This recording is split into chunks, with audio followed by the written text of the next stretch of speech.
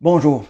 Aujourd'hui, dans notre suite où je vous emmène dans mon journal personnel ou de lecture des Écritures, on se retrouve dans Luc, chapitre 7. Et c'est un texte où on va découvrir Jésus.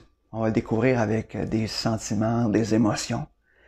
Et ce texte-là, je trouve qu'il nous interpelle, nous, comme disciples, à comment je peux vivre ça, moi, aujourd'hui, comme disciple de Jésus, où je suis appelé à être de plus en plus semblable à Jésus. Comment ces émotions-là, je les vis? Est-ce qu'elles se retrouvent en moi? Ou est-ce que je devrais peut-être être en train de le supplier pour qu'il puisse les mettre en moi? Donc, dans Luc 7, à partir du verset 11, ça nous dit, le jour suivant, Jésus alla dans une ville appelée Nain. Ses disciples, en assez grand nombre et une grande foule, faisaient route avec lui. Lorsqu'il fut près de la porte de la ville, voici qu'on portait en terre un mort, fils unique de sa mère, qui était veuve. Beaucoup d'habitants de la ville l'accompagnaient. En voyant la femme, le Seigneur fut rempli de compassion pour elle et lui dit, « Ne pleure pas. » Elle s'approcha et toucha le cercueil. Ceux qui le portaient s'arrêtèrent.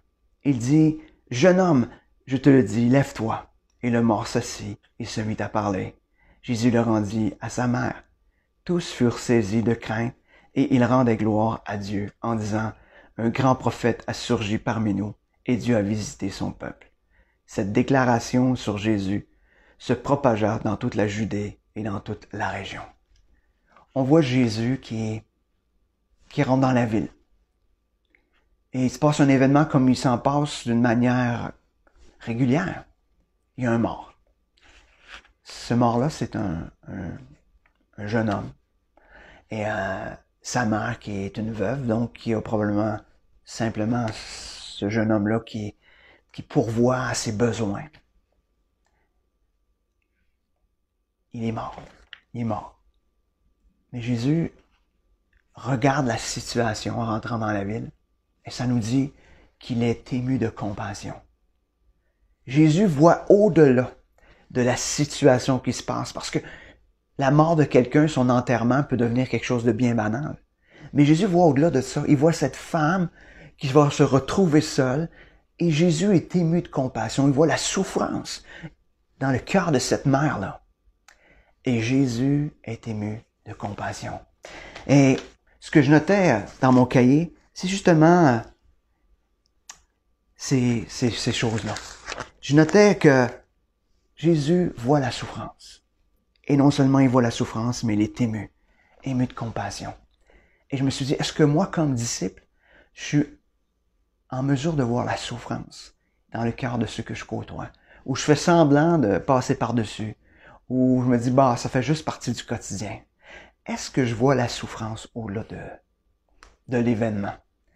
Et est-ce que je suis ému de compassion au point de désirer faire quelque chose? Jésus n'est pas juste ému de compassion, sa compassion l'emmène à passer à l'action. Alors, moi, ce que ça me pousse aujourd'hui, c'est être en prière et dire, Seigneur, permets que je puisse voir comme toi tu vois, au-delà de la souffrance. Permets aussi, Seigneur, que je puisse être ému de compassion pour les gens qui m'entourent. Permets aussi que je puisse désirer ou que je puisse agir en fonction de cette compassion-là que tu mets en moi. Donc, je vais vous laisser avec cette réflexion-là aujourd'hui.